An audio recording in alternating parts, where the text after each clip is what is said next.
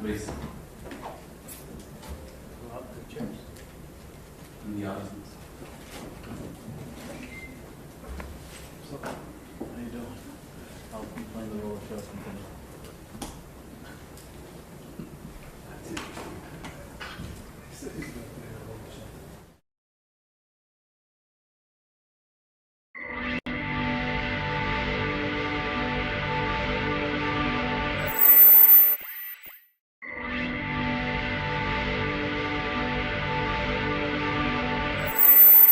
Participation regarding the City of Douglas Consolidated Annual Performance and Evaluation Report, paper, for fiscal year 2020-2021. And I apologize, there was a typo on when we put this agenda out. So just so you know, it's actually 2020, fiscal year 2020-2021. Ms. Gonzalez, do you have any information for us, please?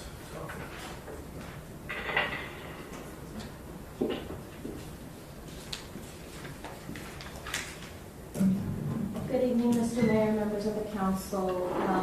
The Consolidated Annual Performance and Evaluation Report, also known as a CAPER, is a requirement for all Cdbg grantees for reporting on the progress that we're making in spending Cdbg funds. So the report in draft form was made available for a 15-day public review and comment period from August 23rd, 2021 to September 7th, 2021. And the public will also be given an opportunity to comment on the paper at tonight's public hearing if they so wish. Thank you very much. Any questions or comments from the council before we turn it to the public? Hearing none. Public? We'll give it a few minutes in case somebody's running late.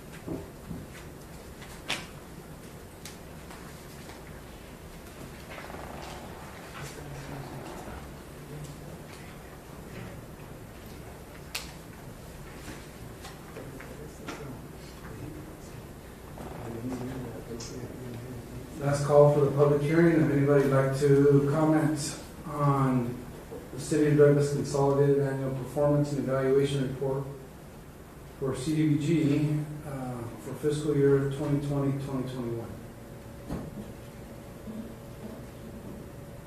Hearing none, we'll go to item number 4, adjournment. I have a motion. Mr. Mayor, Yes, Ms. Morales? I move to adjourn. Is there a second? Motion by Mrs. Morales, second by Mrs. Acosta to adjourn this meeting. All in favor signify by saying aye. Aye. Any opposed, nay? We stand adjourned at 5:50.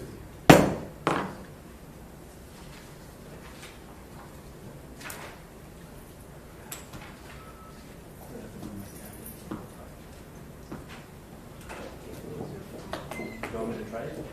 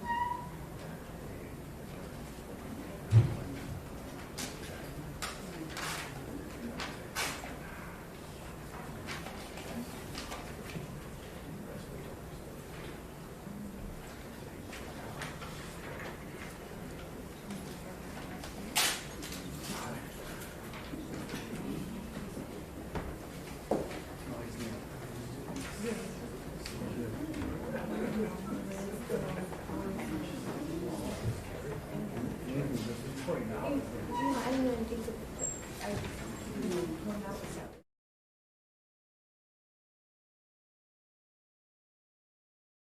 Pastor, por estar con nosotros Gracias. y muchas bendiciones en su obra. Perfecto. Gracias. Item number 4, roll call, please. Mayor Donald Hewish, Here. Mayor Pro Tempore Margaret Morales, Present. Councilmember Mitch Lindemann, Councilmember Dani Acosta, Present. Councilmember Ray Shelton, Councilmember Michael Valdenegro, Councilmember Jose Grijalva, Here. Interim City Manager, City Treasurer Luis Pedrosa, Present. City Attorney Dennis Fitzgibbons. Present. Thank you, Mr. Mayor. For the record, council members Mitch Lindemann, Ray Shelton, and Michael Valdenegro are excused. Thank you very much. Item number 5, persons wishing to address the council in writing or verbally on any item not on the agenda. Ms. Andrade?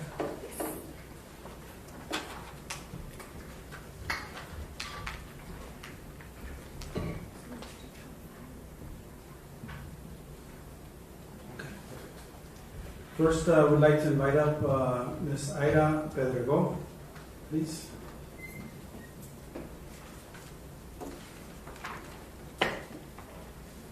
Good evening, Mayor and council members. I'm here on behalf of the Douglas Education Partnership Council. The council has been working very hard, as Ms. Acosta and what Mr. Lindemann have been to one of our presentations. But I'm here today to invite all council members.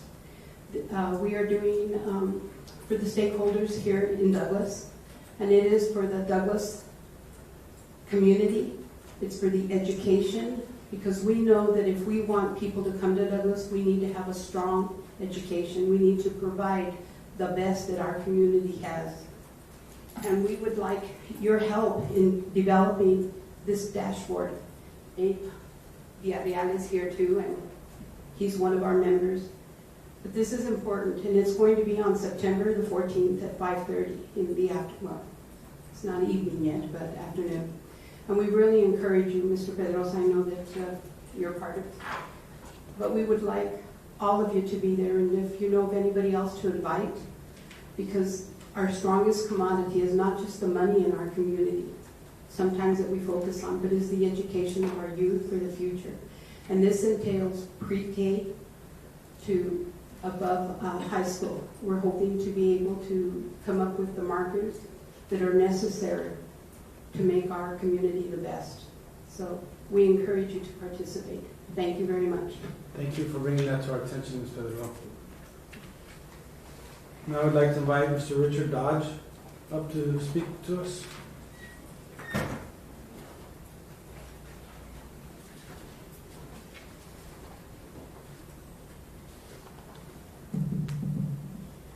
Thank you for this opportunity, Mr. Mayor and Council. I would like, well, first of all, thank you for your services to the community, both Council, Mayor, and staff. Douglas is a fine place to live. My wife and I moved here 24 years ago without work because we wanted to come to Douglas.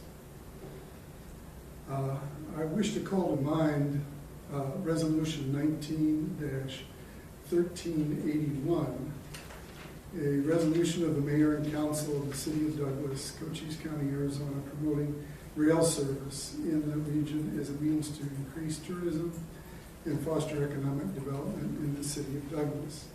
So this was passed on the 8th day of January last year. And of course, most of you know that it was soon thereafter that we experienced the COVID crisis, and a lot of things got put on hold. To most of all, something like this, perhaps. Later in the year, in December, Sierra Vista passed a similar resolution. And one of the items, special items, is to increase service through Benson and the northern part of Cochise County, increase rail service on the Sunset Limited from 3 times a week to daily, to have daily service on that route. And actually, Amtrak is considering that at this time, and this may actually come about. I'd like to just read the last 2 parts of this resolution, and I have extra copies of it if anybody would like. Now therefore be it resolved by the mayor and council hereby call upon our congressional and state legislative delegations, along with various regional transportation authorities, to vigorously promote rail service and encourage expansion of service such as the Amtrak Sunset Limited and Texas Eagle, which is it's a combined route, from 3 times a week to daily as part of a regional program. This was passed and adopted by Mayor and Council of the City of Douglas, Robert Uribe, Mayor, Juan Pablo Flores, approved as to form, and Brenda Aguilar as City Clerk. I have some extra copies of it if anybody would like.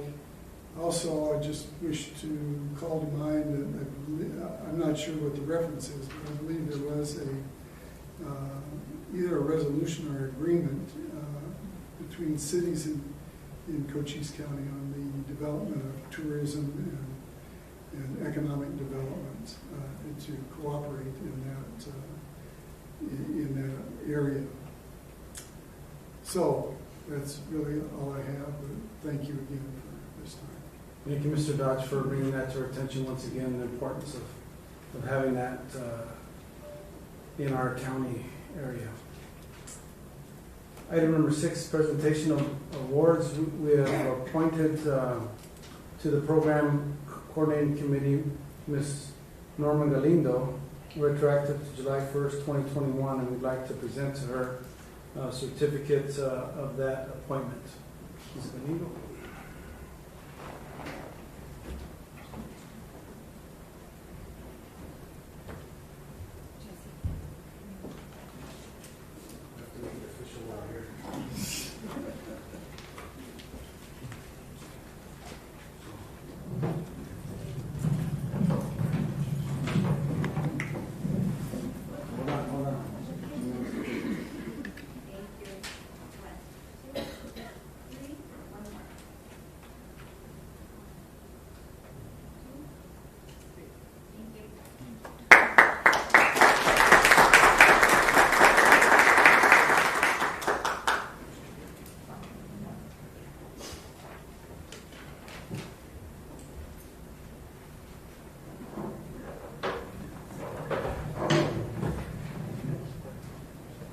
Item number 7, discussing decision on approval of consent agenda items A, expenditures for the month of August 2021 totaling $753,341.54, and item B, liquor license series number 012 for Pizzarama located at 515 Pan American Avenue in Douglas, Arizona.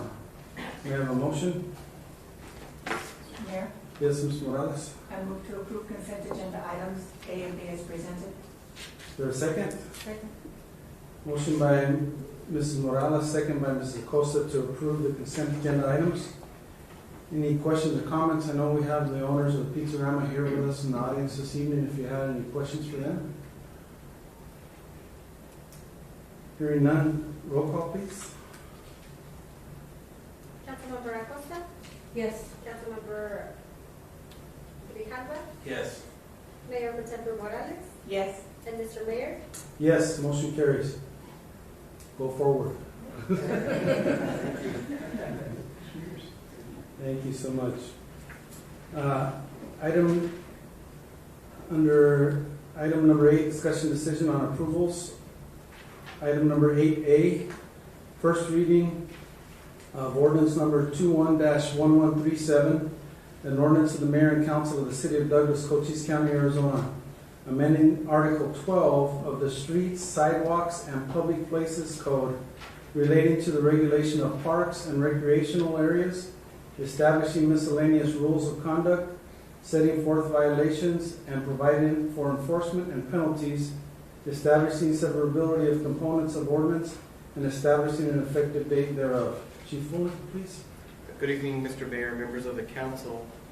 The city seeks to protect public health, safety, and welfare by prohibiting the use of park and recreational amenities for other than their intended use and restrict certain activities in these public areas of the city. Staff has fielded a number of complaints regarding the misuse of park amenities, and while staff has worked to post rules regarding the proper and intended use of said amenities, the rules have no legal backing for enforcement for those individuals that are failing to or refusing to abide by the rules. As the city continues to enhance the various amenities available for public use, regulation is necessary to safeguard them against abuse so that they will continue to be enjoyed by the community for many years to come.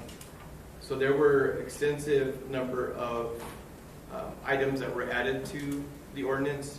The majority of those have been classified as a civil infraction, which carries with it a $50 fee or fine, unless otherwise specified for some of the more egregious violations, which are classified as a misdemeanor offense. Thank you. May I have a motion on the placement? Mayor, Yes. I recommend that mayor and council approve the placement of ordinance number 21-1137 on its first reading by number and title only. Is there a second? Second.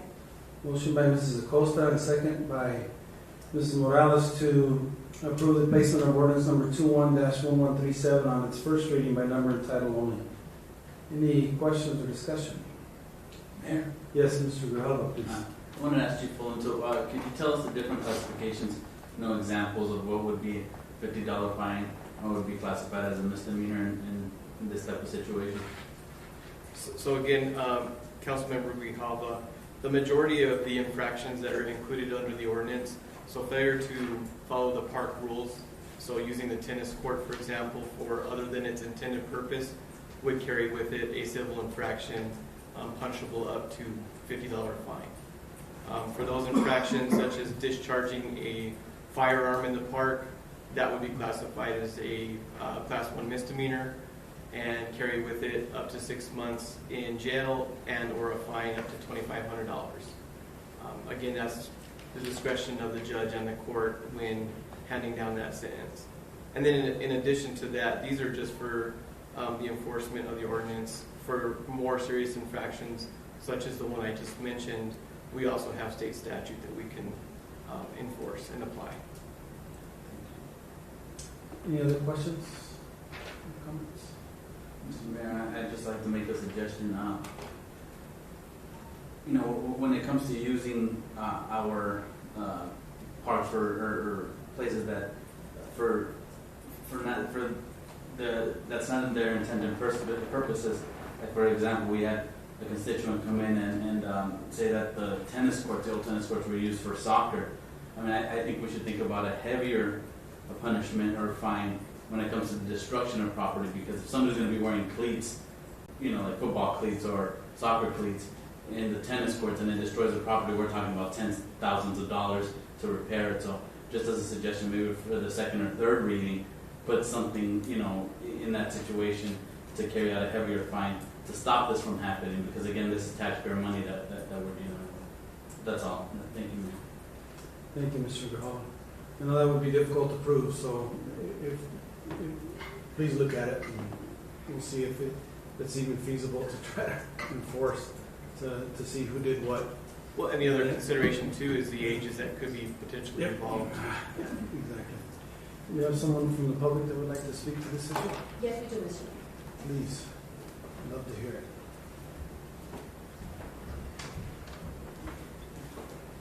Thank you. We'd like to invite Mr. Jesus Duarte to speak to this item. Good evening, Mr. Mayor, the council. Jesus Duarte, 2328 14th Street. And it's sad that it has to come down to this to regulate more, especially the use of our parks. I keep thinking about it, as kids growing up right across the street from the 8th Street Park, going out there and taking over the softball field where nobody's using it and playing soccer, playing tackle football out there. Would now, somebody complain, kids playing that, because that's not the intended purposes of it. Technically, that's what could happen with this law. Being involved in youth sports, I talk about how little there is now kids taking it upon themselves to go out and play unorganized sports. Just get a pickup game of soccer going somewhere, a pickup game of baseball. And if they do it in the middle of the park and somebody is offended, even though it says you could do it openly there, as long as it doesn't interfere with someone else. But if you're already playing and somebody sits down, they could technically call and say, hey, you interfered with me, you're in the open spaces. What about playing, ultimate frisbee? We don't have any place designated for that. Where are they going to do it? In an open field? Hopefully they can do it and nobody gets upset over that. It's sad. I understand where it's coming from, but it's sad that it comes to more regulation. But I'd also, I've taken up a little hobby with my son with these rockets that they sell, and they have those little engines that are kind of propelled by gunpowder. So in there, I couldn't find it where it would come under, if it was under fireworks, if it's under the unmanned flying devices or something like that. So hopefully for the next 2 readings, something can be looked into it there, Chief, because we do go out there on Saturdays or Sundays when nobody's around, late afternoon, and set these off and put altimeters, see how high they go, and just enjoy that fun. But ignorance can't be bliss. But when you're out there and people say, look what they're detonating and stuff. So hopefully we can get some direction on that and include it here with it. So that's all I wanted to say for right now. Sadly, we have, it comes down to more regulation, and we have some great parks. Hopefully people really take care of them, and thank you for your time. Thank you, Mr. Duarte. I think the intent of all this is to help protect the facilities. So if someone was playing, you gave the example of playing football in the outfield of that, if they didn't have 2-inch cleats that were tearing up the turf, I don't see how that would be an issue, but I may be missing the point. So I think it's to protect the facility itself, and especially it's driven by more specific places. We've had a lot of damage at our tennis courts, with loss of nets and those type of things, and I mean, if nobody's playing basketball, I would hope somebody, if they have a frisbee, would try to throw it through the hoop and have some fun in a contest of doing stuff like that. So I think the intent is just to protect the facilities, but we'd be happy to look into to make sure that it's covered and we want them to be used, and you're absolutely correct. We'd love to have everybody out there. I mean, in theory, I guess you could say you can't play marbles in the parks because there's not a marble area. So again, I think it's more the intent is to try to protect the facility itself. So anyone else would like to comment on that? Yes, please, Mrs. Costa. I don't know if it would be better or an option to maybe list out the facilities rather than leave it so open-ended, and just list out the specific facilities that need this enforcement, like the tennis courts. I don't know if the skate park is another one, or the basketball, I don't know. But maybe if we don't have something that is so broad that can be applied to an open field, maybe we can just be specific to those areas that we've seen damages in. Okay. Mr. Mayor, Council Member Acosta, I think I intended to leave it broad on purpose, just so that we don't have to come back before Mayor and Council anytime that we add a new amenity to our park. I think that we can answer that through the posting of the rules for the facilities themselves. So if we post the rules at the softball field saying that its acceptable uses are for softball and soccer, if that is the consensus, then the portion of the rule that speaks to abiding by the posted rules in the park would fall to that. And that would give them heads up as to what areas and what activities are acceptable for that facility, as well as give us the tool that we need to do enforcement. Again, for those folks that just are not willing to abide by our rules and what's being requested. Thank you. So again, I think it's a common sense kind of thing. I mean, it's fine to ride your bike in the park, but if you're tearing up the turf when it's like in the infield of a dirt soccer field after a rain and it's mud and you're on your bike doing that, of course, I would expect the police to say, stop, hey, you can't do that. But if there's normal conditions, go for it. So I think and that's why it needs to be broad enough to be able to allow, we don't want to use common sense. I don't know how else to put it. Thank you. Any other comments, questions?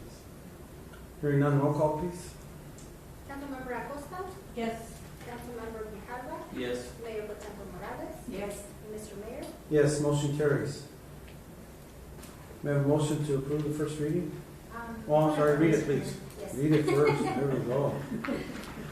An ordinance of the Mayor and Council of the City of Douglas, Cochise County, Arizona, amending Article 12 of the Streets, Sidewalks, and Public Places Code relating to the regulation of parks and recreational areas, establishing miscellaneous rules of conduct, setting forth violations and providing for enforcement and penalties, establishing severability of components of ordinance, and establishing an effective date thereof.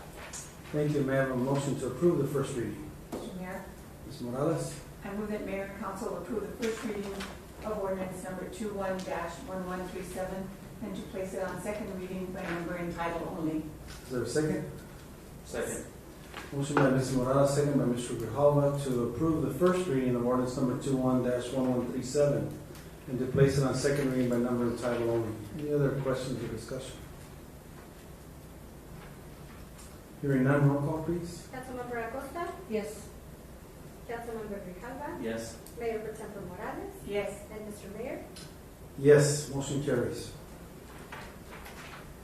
An ordinance of the Mayor and Council of the City of Douglas, Cochise County, Arizona, amending Article 12 of the Streets, Sidewalks, and Public Places Code relating to the regulation of parks and recreational areas, establishing miscellaneous rules of conduct, setting forth violations and providing for enforcement and penalties, establishing severability of components of ordinance, and establishing an effective date thereof. Thank you. Item number 8B, first reading of ordinance number 21-1138. An ordinance of the Mayor and Council of the City of Douglas, Cochise County, Arizona, modifying Title II of the Douglas Municipal Code relating to the Magistrate Court by amending Chapter 2.40.025 Driver License Suspension Fee, establishing severability of components of ordinance. Just by way of information, we were, due to timing of this needing to be going to effect by the end of the month, we were hoping to be able to declare an emergency and do this, but by our city charter, we need at least 6 council members. And as you can see, all of you went to Douglas High for mass, so we can count to 4. And that's all we have with us today, so there will not be an emergency. Our goal is that because it does need to be passed and put into effect before September 29th, is to call a special meeting hopefully next week to be able to consider that and be able to have enough council members here to pass it by emergency. So just by way of information, that's where we're at. Chief Fuller? Good evening again, Mr. Mayor, members of the council. Senate Bill 1551 was passed by the Arizona State Legislature and will become effective September 29th. An amendment is needed for Chapter 2.40.025 in the Douglas Municipal Code to avoid conflict with that new law. The City of Douglas Magistrate Court was formally required previously to collect a suspension fee of $75 for each suspension of an Arizona driver's license, which the court was required to issue as a result of a failure to pay a civil sanction or a default judgment in a civil traffic matter or an out-of-state driver's license privilege. Senate Bill 1551 was proposed with the intent of reversing that mandatory suspension of an Arizona driver's license, and as a result of a failure to pay for that civil sanction or default judgment. So again, in order to avoid conflict with state statute, staff is recommending that Title II, Chapter 2.40.025 of the Douglas Municipal Code be amended as attached, and request that mayor and council approve. Thank you. May I have a motion on the placement? Mr. Mayor, Yes, please. I recommend that mayor and council approve the placement of ordinance number 21-1138 on its first reading by number and title only. Is there a second? Second. Motion by Mrs. Acosta, second by Mrs. Morales to approve the placement of ordinance number 21-1138 on its first reading by number and title only. Any questions or discussion? We have our Justice of the Peace Judge here. Judge, do you have anything to add to that discussion at this time? Thank you. Mr. Mayor? Yes, I'd please. just like to, Mrs. Acosta? as with my prior experience, this resulted in a snowball effect, and a lot of times, citizens just didn't have the fine or the money to pay this fine, and it just results in a just bigger fine, and it just never-ending cycle. So I can see the need for this, and obviously following our state laws is important, but there are people that, we all make mistakes and it happens, and this, I think, will hopefully help those people to rectify their mistake and not continue to incur so many fees, so many fines. Good point. Thank you very much. Anyone else? Hearing none, roll call, please. Councilmember Acosta? Yes. Councilmember Grijalva? Yes. Mayor Pro Tempore Morales? Yes. And Mr. Mayor? Yes, motion carries. An ordinance of the Mayor and Council of the City of Douglas, Cochise County, Arizona, modifying Title II of the Douglas Municipal Code relating to the Magistrate Court by amending Chapter 2.40.025, driver license suspension fee, establishing several components of ordinance. May I have a motion to approve the first reading? Mr. Mayor, Yes, Mr. Morales. I move that mayor and council approve the first reading of ordinance number 21-1138 and to place it on second reading by number and title only. Is there a second? Second. Motion by Mrs. Morales, second by Mrs. Acosta to approve the first reading of ordinance number 21-1138 and to place it on second reading by number and title only. Any questions or discussions? Hearing none, roll call, please. Councilmember Acosta? Yes. Councilmember Grijalva? Yes. Mayor Pro Tempore Morales? Yes. And Mr. Mayor? Mayor votes yes. Motion carries. An ordinance of the Mayor and Council of the City of Douglas modifying Cochise County, Arizona, modifying Title II of the Douglas Municipal Code relating to the Magistrate Court by amending Chapter 2.40.025, driver license suspension fee, establishing several legal components of ordinance, and establishing an effective date thereof. Thank you very much. Item number 8C, first reading of ordinance number 21-1139, an ordinance of the Mayor and Council of the City of Douglas, Cochise County, Arizona, amending Title 13 of the Douglas Municipal Code relating to public water and sewer services by amending ordinances 755, 06-904, 09-973, 20-1117, pertaining to water and sewer fees and charges for services under Chapter 13.08, establishing severability of components of ordinance and establishing an effective date thereof. I'd like to mention on this item, I'm sure there's a few people here that would like to address the council on this issue.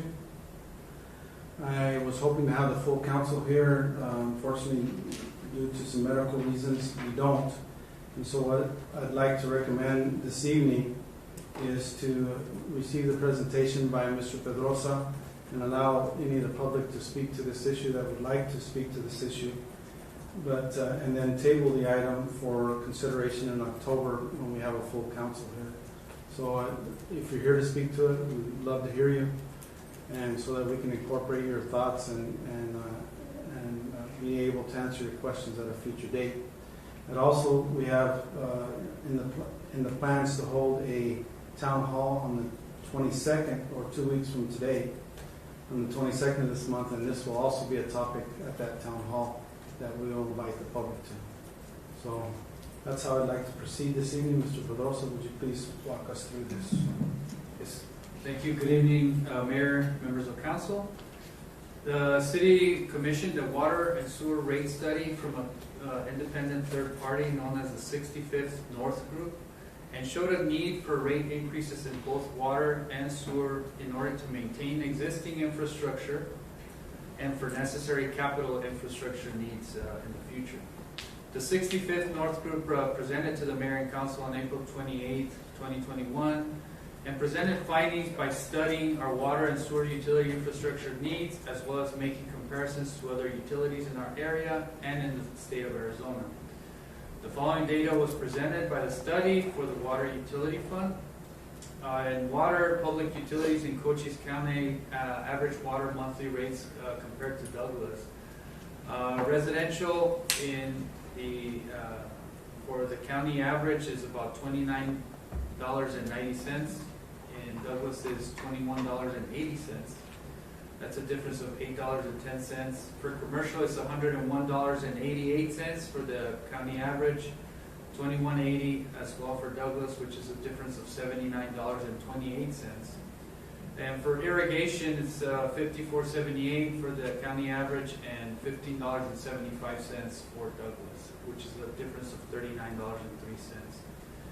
Public water utilities and statewide utility averages showed a greater cost compared to the county averages. So when we compared it to throughout the state and with those private ones, it was even greater.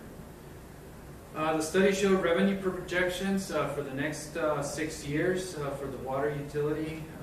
Basically, it was between fiscal year 21 and 26 from $2.1 to $2.3 million. Basically, we expect to receive about $13.3 million of projected revenue if rates were to remain the same. With the expected cash and borrowing expenditures within those 6 years of $15.7 million, we see a shortfall of close to $2.4 million. In order to meet that shortfall, the recommendation is to utilize $1 million of our cash balances to offset that shortfall. We borrow monies for 75% of capital items in fiscal years 21, 22, and 23, and pay some cash for some CIP items in 24 and 26. We also are counting on some grant funding for water infrastructure, but also we need to raise revenue as well through these rate increases that we are proposing. So the proposed rates for consideration were 2.5% of the base fees and 5% in the consumption side for the first year. So what that means for the average monthly increase for a residential bill in city limits, what does that mean for those after year one? That means 72-cent increase to the monthly water bill for the first year. After the first year, with the same increase of 2.5% on the base fees and 5% consumption, you will see an average monthly increase in the residential bill of 40 cents. For the third year, same increases, 41 cents. For the fourth year, the increase is 3.5% on the base fee and 8.5% on the consumption. That increase will be 82 cents a month. Same thing for the year 5. that would be a 60-cent increase. So total increases for the 5-year period amount to a $2.95 increase for residential, for your average residential customer here in Douglas. For sewer, now we break it down for sewer. Public utilities in Cochise County average sewer monthly rates compared to Douglas. On the residential side, in Cochise County, the average is $32.53. Currently in Douglas, it's $25. That's a difference of $7.53. And on the commercial side, it's $65.65, the county average, and in Douglas, it's $37, which is a difference of $28.65 that's paid here, or less in Douglas. Again, when you compared it throughout the state and through private enterprise, it was even greater. We did the same revenue projections with existing rates as to where we would be for the next 6 years. We projected about $12.8, $12.9 million of expected revenue if fees or rates would remain the same. And our expenditure projections were at about $13.2 million, which is a shortfall of $340,496. Additionally, what we need to address in the sewer fund is the fund balance is not adequate to the projected amounts of $1.1 million. There's a recommended amount for us to keep cash balances in order for us to borrow money, have a rainy day reserve there as well. So there's recommended practices to keep up with that, and we don't meet those current requirements. The study recommended an option to increase sewer rates by 5% for the next 5 years, but we recommended to increase to 4%. That is still within the safe range of less than 5%. For sewer, for the next 5 years, each year a 4% increase, this is what it would mean to the average monthly residential bill. For year 1, it would increase $1 even. Year 2, $1.04. Year 3, $1.08. Year 4, $1.12. And year 5, $1.17. The total increase for your average monthly bill after year 5 would be $5.41 for sewer. So what does that mean when you combine both the water and the sewer increases together? Is $8.36 at the end of year 5 for your average monthly water bill. I also want to mention that the city has not increased water and sewer rates since 2012. Those have not been revised since then. And that study that was done, it was done in early 06, 07. I'm shooting approximate dates based on the implementation of these rates that were done in 2012. The cost to maintain our system has increased, and the demand for services continues to grow. Clean water is also getting costlier and harder to obtain, as we know in these changing climates. Our rates have been one of the lowest, if not the lowest, in the state. While we like to keep rates stable, we must continue to manage our utility system in a financially responsible fashion while impacting our customers as little as possible. Staff is recommending a slight deviation of the recommendation from the 65th North Group, which is to increase more on the consumption of water instead of the base water fee, which provides a lesser increase to the low consumers of water in the city. So I think that's important to state that. Although the study recommended that we increase across the board, we decided to increase a little bit heavier on the consumption side. For those that consume less, will feel it a little bit less. It would be a little bit less of an impact. Also wanted to talk about why these rate increases are needed, right?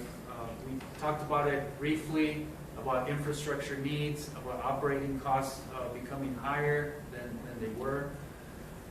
Basically, on the water side, there are 3 major infrastructure needs that we need to address. We need to address 3 wells. We either need to dig 3 new wells or deepen existing wells, but in order to meet the production demand that the city requires. Our water table has suffered and has gone down, therefore us needing to dig deeper, dig elsewhere, and that is obviously a financial cost to the city. Cost about $1,600,000 to either deepen or redig a well. That includes engineering, cost of contractors, all costs involved. So those are major expenses that the city needs to start addressing. Actually, this fiscal year we'll be addressing one of our wells. And on the wastewater side, the major capital improvements are sewer line replacement. The infrastructure is getting old. There's major issues that we've been having to address lately, and there's different areas that need total line replacement, and those are also quite expensive. And just to give you an example, we have one request in the budget that we couldn't approve this year, is to a line replacement on 17th and 18th Street. It was $500,000 for a 5-block area. Just to give you an example of what those costs are to maintain a system like this to carry sewage into our treatment plant. We also need to address small capital needs. Those are obviously some needs that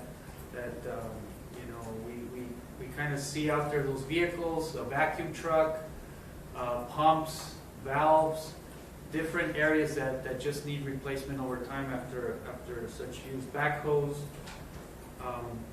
Those are things that need to be addressed over time. As I mentioned, we did the independent rate study. We also compared ourselves to other cities so that we know that we're within other city rates. And also just to further break down the impact of these rates, just want to. What a typical customer in city limits or residential customer pays is $15.50 for water currently. That's with no consumption, nothing. What they would pay with zero consumption and the rate increases would be $17.88. Let's say you were a consumer of about 3,000 gallons of water per month. Your rates right now would be $18.05. With the increase, it would go to $20.69. Let's say you were an even larger consumer of water, go to 10,000 gallons a month. You currently pay $25 a month. Those rates would go to $28.23. So it's about $3.23 increase. So that's just to give you an idea of the impact to those customers. On the sewer side, currently your average residential customer pays $25 even for a household. With the increase on year 1, it would go to $26. Year 2, $27.04. Year 3, $28.12. Year 4, $29.25. And year 5, it would go to $30.42. I think it's also important to explain our water bill. We call it our water bill, but it's really our water, sewer, and sanitation bill. We know that with very little consumption, a typical utility bill here for the city is about anywhere between $60 to $65 with very little consumption. But we know that includes a $20 garbage pickup fee, and then you include a $25 sewer fee and your $15.50 water fee. So it all gets bundled into one bill. So it's important to put that information out there that when you see your bill, it's not inclusive. It's all inclusive of these 3 different services that we provide. Additionally, we talked about infrastructure needs. We also talk about employee costs. We're not doing raises or anything like that, but our employee costs, insurance costs, retirement costs, pension costs, all of those are costs that have been going up since 2012 up to 2021, and those are typical within within our organization. So those are other costs that we definitely need to keep up with. Finally, Mayor, I'd like to end with that this type of funding for water user fees goes directly for a water enterprise fund. It does not get mixed with other funding sources like Parks and Recreation, Police and Fire, Streets. Those are separate pots of money. This enterprise money funds are only utilized to upkeep this enterprise fund and to fund just water related expenses. So that's how we were able to keep the accounting, we keep the books separately that way. So with that, Mayor, I'll open it up to any questions. Thank you. Do we have members of the public that would like to speak to this issue? I do not have any public participation requests, Mr. Mayor. Would anyone who, doesn't matter if you didn't fill it out, if you'd like to speak to the issue, we'd love to hear from you. Okay. And again, I'm going to ask for a motion to table, and the reason being is because I think it's important on this type of issue that you see how your representative votes. And so I think that's critical, and that's why we're going to wait and pray for good health for them to come back and be able to meet with us. So again, what we'll do is we'll have a town hall with not only this issue but other issues in 2 weeks from today here. I believe Mr. Pedrosa, we're going to shoot for having it here. And then we'll consider it at the October 13th, I want to say, meeting, regular meeting. October 13th, regular meeting of the Mayor and Council. So I'd entertain a motion to table. Mr. Mayor, Yes, Mrs. Morales. I move that we table item number 8C, which is ordinance number 21-1139, till the October meeting. Is there a second? Second. Motion by Mrs. Morales, second by Mrs. Acosta to table item number 8C until the October regular council meeting. Roll call, please. Councilmember Acosta? Yes. Councilmember Ricardo? Yes. Mayor Pro Tem Morales? Yes. And Mr. Mayor? Yes, motion carries. Thank you if you came for that issue. Thank you very much for staying. And again, if you have any comments or anything, please email them to us or questions on how things work and any of those type of things. We'd be happy to respond to any of those type of questions. Item number 8D, first reading of ordinance number 21-1140, an ordinance of the Mayor and Council of the City of Douglas, Cochise County, Arizona, authorizing the sale of semi-improved parcel of land located at the 900 block of 2nd Street, lots 13 through 16, within parcel number 409-14-093 to Joseph L. Garcia and Maria de la Luz Garcia, husband and wife, pursuant to terms entered into by the parties, establishing severability of components of ordinance and establishing an effective date thereof. Mr. Pedrosa, please. Thank you, Mr. Mayor, members of council. Mr. and Mrs. Joseph Garcia purchased from the city property lots 11 and 12 under parcel 409-14-093C on November 2020 with a stipulation of right of first refusal for the remaining lots in that particular parcel, which is made up of lots 13 through 16. Mr. and Mrs. Garcia approached the city to purchase the remaining lots for the prescribed price under the agreement in 2020 of $20,000. A little bit more background. The city sold the building 919 3rd Street along with the part of the Pocket Park on C Avenue between 2nd and 3rd Street to what we know as Cass. After the sale, the city kept a smaller parcel on the northeast corner of 2nd and C Avenue. The vacant parcel is adjacent to Mr. and Mrs. Garcia's residence of 920 East 2nd Street. Mr. and Mrs. Garcia approached the city in 2020 with concerns about vehicle parking alongside their home to pick up children from the school and creating unstable and unsafe area there.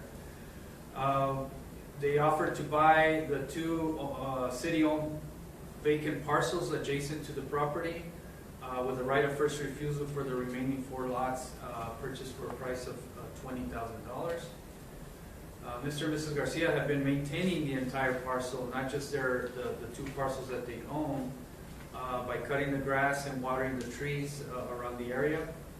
They would like now to have the whole parcel to better secure the area around their home and also to possibly develop it in the future.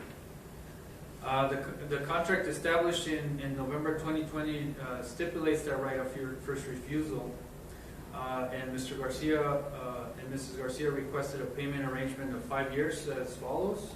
Year 1, $5,000 due on March 1st, 2022.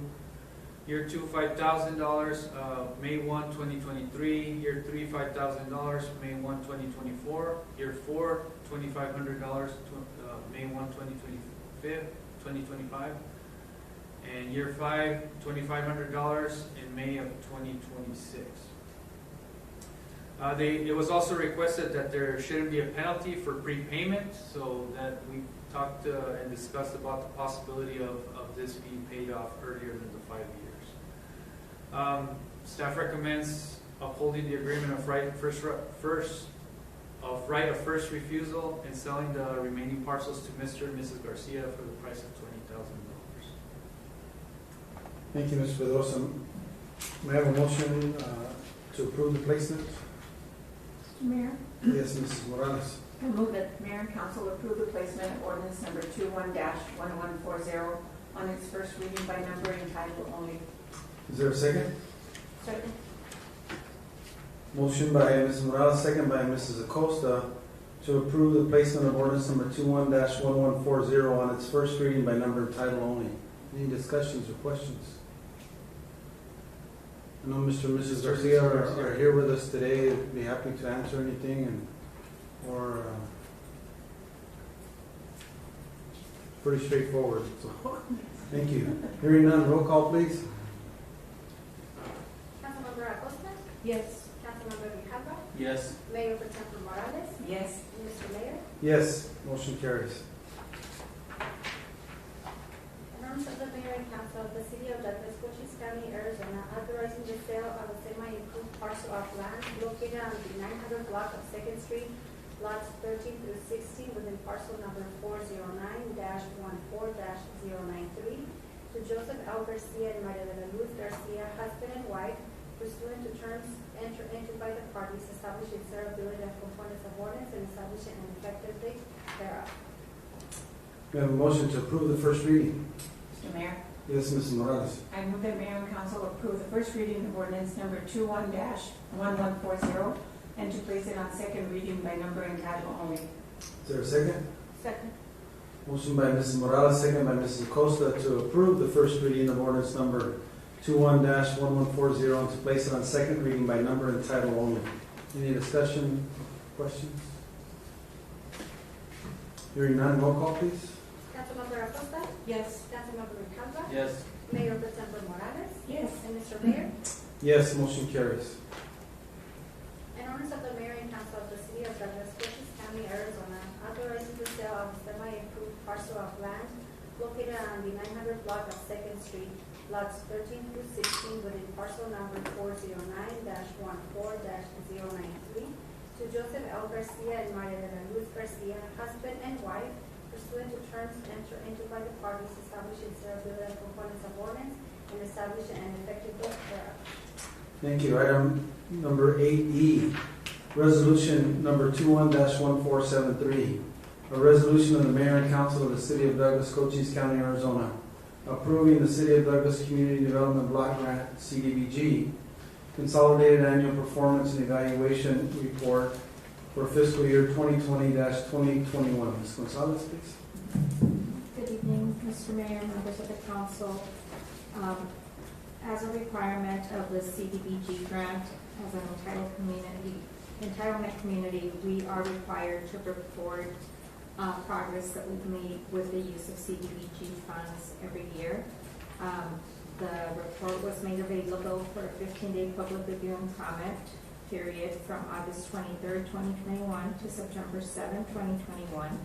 And the public was also given an opportunity to comment on the paper at a public hearing held immediately prior to tonight's meeting. Thank you very much. May I have a motion on the resolution? Mr. Mayor, Yes, Ms. Costa? I move that Mayor and Council approve resolution number 21-1473. Is there a second? Second. Motion by Mrs. Acosta, second by Mrs. Morales to approve resolution number 21-1473. Any questions or comments? Hearing none, roll call please. Councilmember Acosta? Yes. Councilmember Grijalva? Yes. Mayor Pro Tem Morales? Yes. Mr. Mayor? Yes, motion carries. Item number 8F, resolution number 21-1474. A resolution of the Mayor and Council of the City of Douglas, Cochise County, Arizona, authorizing the City of Douglas to accept grant funding and enter into a sub-grantee agreement with the State of Arizona Department of Homeland Security for a reimbursable grant fund allocation in the amount of $47,639.87 for equipment under Operation Stone Garden fiscal year 2019 award reallocation grant program. Chief Fuller, please. Mr. Mayor, members of the council, this is a grant opportunity through the Arizona Department of Homeland Security as part of their federal fiscal year 2019 award reallocation funding program. So essentially this is leftover money that has now been reallocated to those agencies. As stated, the performance period for this grant cycle is August 5th, 2021 through July 31st, 2022. The funding, the $47,639.87 will be used to purchase an X-ray scanner density meter, which will give officers an additional tool in interdiction of narcotics as it helps us to detect anomalies in narcotics that are secreted inside of a vehicle. The Operation Stone Garden program is a cooperative and coordinated enforcement effort between state and local law enforcement agencies and the U.S. Border Patrol, targeting specific routes of egress that could potentially be used by criminal organizations. The police department has participated in the Stone Garden program since its inception, and to date all expenditures have been reimbursed in full, and we are requesting approval. Thank you. I have a motion. Mr. Mayor, Yes, Ms. Morales. I move that Mayor and Council approve resolution number 21-1474. Is there a second? Second. Motion by Ms. Morales, second by Mrs. Acosta to approve resolution number 21-1474. Any questions, discussion, comments? Mayor, Yes, please, Ms. I Morales. just want to thank Chief Fulton for, it seems like every year you're able to get grant money from the Stone Garden program, so congratulations on that. Thank you. Thank you, Mrs. Morales. Mr. Grijalva? I just wanted to also congratulate Chief Fullen, really thinking outside the box in ways that to protect our community. Sometimes it's a good thing to live by the border, and other times there's negatives to live by the border, and it seems like you and your department are looking to protect us from the negatives, and that makes us a safer community. So thank you. And if I may, the credit is owed to our staff because they're the ones that actually put in the grant applications and do the work to administer the grant. So thank you, though. Pass their congratulations on to your staff. I shall. Thank you. Mr. Grijalva is too shy to ask, but he's wondering if he could x-ray his back a little bit to see if make sure we're all straightened up. Just kidding. Actually, I'm kind of curious, is this a mobile x-ray? Pretty neat. Rather than cut into the seat and tear it apart, we can x-ray it and see if we got some anomalies. Yes. It's wonderful. Any other questions or comments? Do we have to hire Mrs. Spikes to run it? She knows about x-ray machines? I don't do it for. You don't do x-ray anymore? Thank you. Hearing none, roll call please. Councilmember Acosta? Yes. Councilmember Grijalva? Yes. Mayor Pro Tem Morales? Yes. And Mr. Mayor? Yes, motion carries. Item number 9, city manager reports. Do you have anything for us this evening, Mr. Pedrosa? Mr. Mayor, I think you mentioned the town hall invitation to the public on September 22nd at 5:30. We'll be putting out a flyer and posting it on our channels, to invite the public here. It'll be here at the council chamber. Thank you very much. Item number 10, informational items and reports from council and future agenda item request. Mr. Grijalva. Thank you, Mayor. Just wanted to remind everybody about this Monday, Commodities Day at the Food Bank. Plenty of help is needed as far as volunteers go. Now that it's not as hot and it's getting into the cool season, there's a lot more from the community that go to the food bank. I posted on my Ward 6 page about the conference that we went to, and I just wanted to sort of touch on that for those who don't follow me on Facebook. We attended the League of Cities, of Arizona Cities and Towns, and that's really a good place to go. We get seminars there. We take some sort of classes where they teach us some things and also about what things that are going to come out for the city. One of the classes I took was the Arizona We Want, and one of the biggest issues in Arizona is education. 84% of Arizonans think education is a huge priority, while only 26% think Arizona has high quality schools. So hopefully we can tackle that at the local level so we can really bridge the gap with those numbers. Hopefully we can improve our schools and also get input from the community. The Capital Pipeline Seminar, it's a free program that's going to be given to the cities by the League of Arizona Cities and Towns, and that's basically, it's going to show projects. So a lot of the time cities want a budget for a project and they're now battling for services of contractors. This will help Douglas see what Sierra Vista is doing, what Bisbee's doing. So if they have those contractors in use already, now we can move to different projects. And also it'll help us out with grants, because now we get to see what other cities are doing, how they're writing their capital improvement projects to get those grants. So it's going to be a great opportunity. We also met with their consultants in DC, Nexus Consultants. They're really, they've done a great job. Also Luis Ramirez with his work in Agua Prieta, as you all heard on Facebook. Agua Prieta is moving forward in their progress with their side of the port of entry. Our consultants are really pushing for our congressional representatives to help us out with funds and with grants also. So that's moving along forward, and I'll leave staff to update you when more numbers come out. Also attended a rural blight seminar. It's a program where the federal government puts money to really clean out abandoned buildings from asbestos or to keep them up to code. So again, these are federal funds that can be used instead of burdening our community to fix those up. And as far as legislative updates, Arizona may be able to make police cams mandatory, which is something that we've discussed, and I want to really put the spotlight on Mr. Valdenegro because he's been pushing for the body cams, also Chief Fullen. So, I mean, we've been pushing for them early. They might become mandatory, so we're ahead of the curve there. I'd also like to thank APS. They met with us, and they really want to have more a presence in our community. And I also want to thank Ana Arquico. She was there representing the city of Tucson, but she was also keeping up with what we were doing.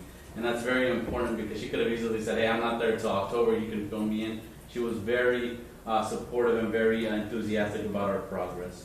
And also, I mean, especially during the town hall, you can ask the council members what programs they went to. There were different ones. These are just the ones I went to, but every day they had different ones at the same hour. So it's a great experience, especially for networking. So I want to thank everybody that went and those who made that conference as good as it was. Thank you. Thank you, Mr. Grijalva. Anyone else? No, I didn't go. You want to report on watching your grandkids last week? I'd like to, many of you, if you came in the 10th Street side of our building this evening, you saw a display out there. It's for the workers of Douglas in honor of Labor Day, and we just celebrated this past Monday. Miss Jenny Jordan and Ceci Durazo Lewis and Beth Hansen have been instrumental to put up that display there. I encourage you to, if you have time, to look at it and enjoy that. It's a reflection of the workers of Douglas. From the turn of the century up to 1987 was the focus of this project. And I understand that there's a certain young nurse out there. This picture appears on the wall if you'd like to receive an 8x10 glossy signed by her. I think her name's Lucia Spikes. That I'm sure we can make that available to you. But it's a great picture. And they're also encouraging, if you have any pictures of your family members' early days of working at their jobs and things like that, you're more than welcome to present them here and have them displayed here at City Hall to honor the workers of Douglas. So I encourage you to do that. Mr. Grijalva touched on it a little bit, where we received exciting news again that the funds are becoming available in Mexico for their side of the port of entry. We still have the House of Representatives to pass the Infrastructure and Jobs Act that the Senate passed. I was able to have a face-to-face meeting with Senator Sinema here a couple weeks ago, and she said that it's, as of now, it's scheduled to be passed by September 27th, as is, which means Douglas would receive the full funding for the project. If it passes on September 27th, they're hoping that the President will sign it immediately, and therefore the monies will become available October 1st in the federal fiscal year. And so that's exciting. That's going to go forward. We're also progressing with ADOT on the initial design concept review of the connector road out there on James Ranch Road, of what that would look like and how that would be, and an initial environmental study that's associated with that. So it's some exciting things that are going on there, and we continue to receive inquiries of people wanting to do business in Douglas, and also some that want to have an operation on both sides of the border. So we welcome that, and we're excited to report that it's there, and it's because of the good people of Douglas, the fine example and positive nature that they set. People feel that when they come to town. That's one of the things that they always tell us, is that I feel something here. And I think it's because we love this place, and that's why. And we show that love to people that we come in contact with. So keep up the good work. I really appreciate that. Item number 11, adjournment. Have a motion. Mr. Mayor? Yes, Ms. I Morales. move to adjourn. Is there a second? Second. In honor of Mr. Shelton, Mrs. Acosta, second. Yes. Those in favor signify by saying aye. Aye. Any opposed by nay? Motion carries. We stand adjourned at 7:09 p.m.